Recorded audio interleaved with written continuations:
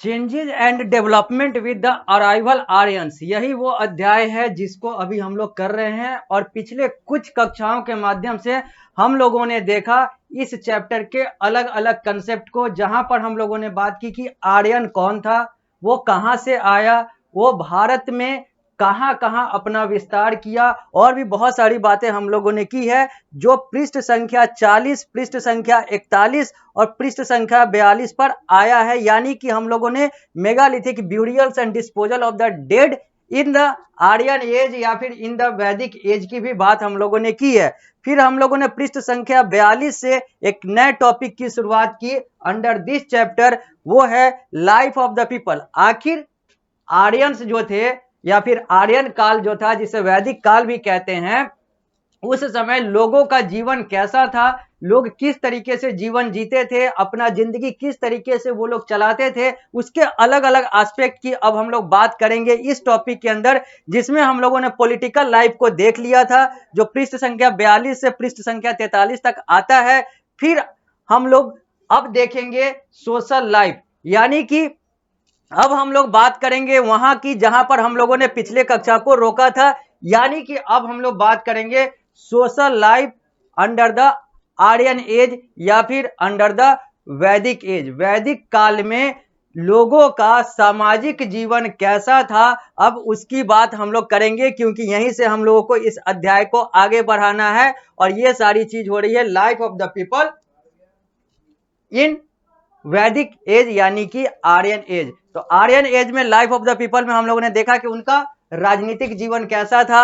अब हम लोग बात करेंगे उनके सामाजिक जीवन की, यानी कि अब हम लोग बात करेंगे अगले टॉपिक की, जो है सोशल लाइफ। यानी कि अब हम लोग social life under the Vedic as की बात करेंगे और देखेंगे कि उन लोगों का सामाजिक जीवन कैसा था। तो अब हम लोग इस कक्षा के माध्यम से इस अध्याय को आगे बढ़ाते हैं और बात करते हैं पृष्ठ संख्या 43 पर आने वाले सोशल लाइफ का, जो कि आप लोग सामने स्मार्ट बोर्ड के माध्यम से तो देख ही रहे हैं, साथ ही साथ ये आप अपने पुस्तक में भी देख सकते हैं।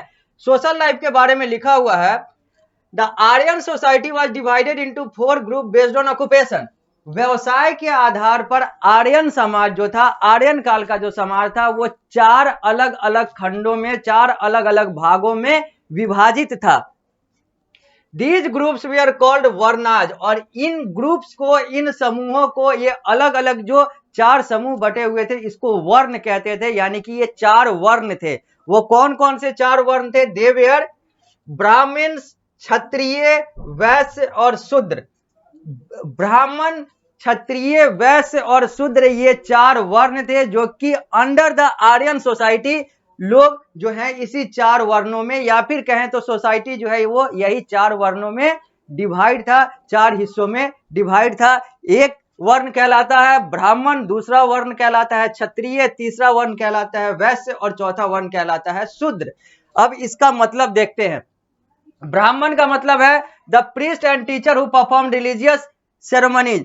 वैसे पुजारी या फिर वैसे शिक्षक जो धार्मिक कार्य कराते हैं, वो ब्राह्मण कहलाते थे अंडर द आर्यन एज या फिर अंडर द आर्यन सोसाइटी।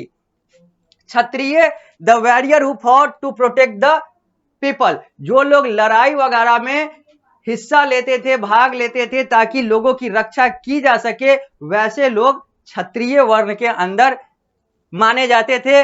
वैश्य वो लोग कहलाते थे, वैश्य वर्ण में वो लोग आते थे जो व्यापार से जुड़ा हुआ कार्य करते थे, यानी कि लोगों के पेट पालने और अपना पेट पालने का जो कार्य करते थे वो वैश्य थे। चाहे वो फार्मर हो, किसान हो, चाहे वो कलाकार हो, चाहे वो एक दुकानदार हो, चाहे वो कोई व्यापारी हो, ये सारे जो हैं वो वैश्य हो गए। और Shudra the indigenous resident of the Ganga valley और the Dasas, they did menial job such as sweeping, cleaning and disposing of dead bodies.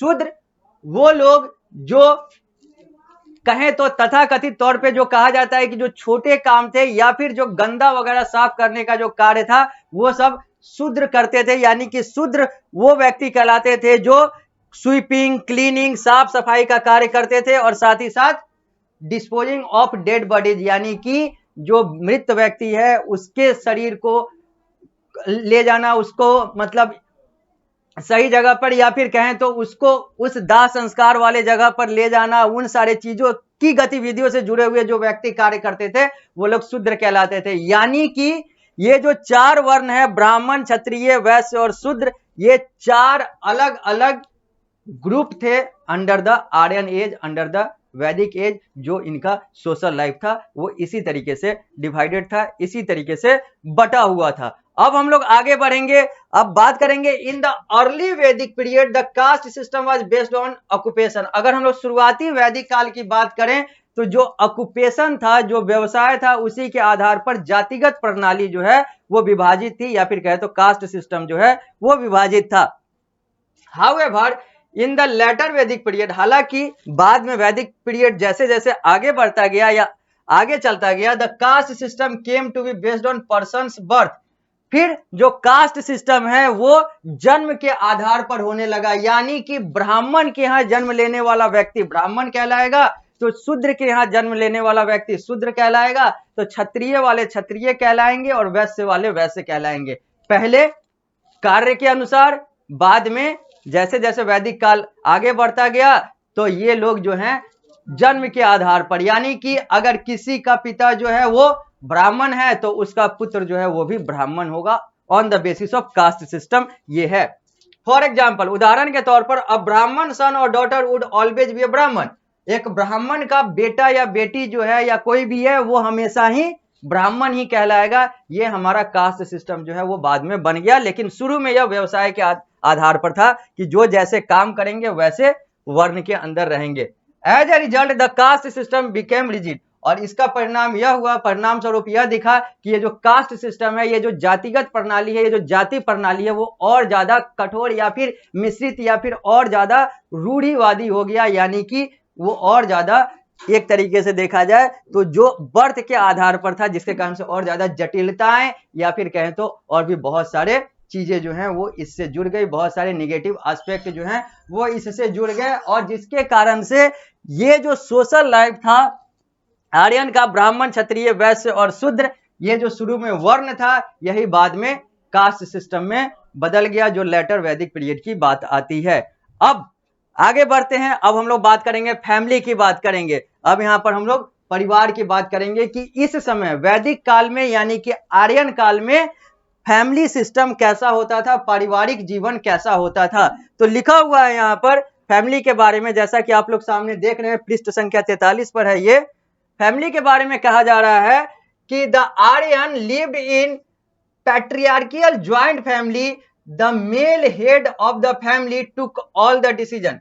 Aryan जो है वो एक ज्वाइंट फैमिली में रहना पसंद करते थे, या फिर उस समय ज्वाइंट फैमिली का प्रचलन था, या फिर कहें तो उस समय सब लोग, एक परिवार के सारे लोग जो हैं वो इकट्ठे होकर चलते थे, और जो वहां का, जो उस फैमिली का हेड होता था वो जनरली पुरुष होता था, और वो पूरे परिवार का देख रेख करता था, चाहे वो अलग अलग तरीके से अलग अलग हो, चाहे प्रोटेक्शन की बात हो, चाहे आर्थिक पक्ष की बात हो, मतलब सारा जो जिम्मेवारी था उस मेल हेड के अंतर्गत आता था। एक मुखिया था, होता था घर का, जो उस ज्वाइंट फैमिली का मुखिया था। They were suppose to serve their male relatives, और यहां पर ये the male head of the family took all the decision, और यही सारे लोग यही सारे निर्णय लिया करते थे।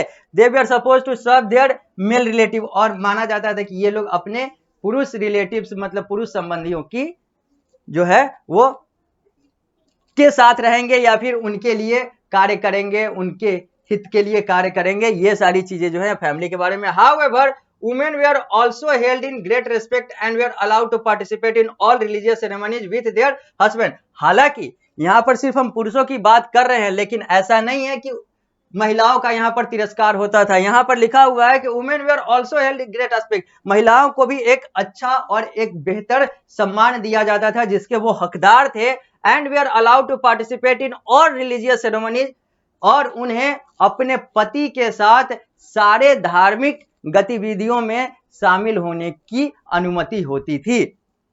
There were no restriction on marriages between the social group, और कोई रेस्ट्रिक्शन नहीं था, कोई बाधा नहीं था कि एक सोशल ग्रुप के लोग दूसरे सोशल ग्रुप के लोग से शादी नहीं करेंगे, विवाह नहीं करेंगे। यानी कि एक ब्राह्मण जो है वो शूद्र के साथ भी विवाह कर सकता है, एक शूद्र जो है वो क्षत्रिय के यहाँ भी विवाह कर सकता है, एक क्षत्रिय जो है वैश्य के साथ भी विवाह कर सकता है, एक वैश्य जो है वो ब्राह्मण के साथ, यानी कि और या फिर कहें तो वैश्य वैश्य में भी विवाह कर सकता है, क्षत्रिय क्षत्रिय में भी कर सकता है, कोई भी किसी से कर सकता है, अपने में करे या किसी और ग्रुप में करे, इन सारे चीजों की कोई पाबंदी नहीं थी इस समय।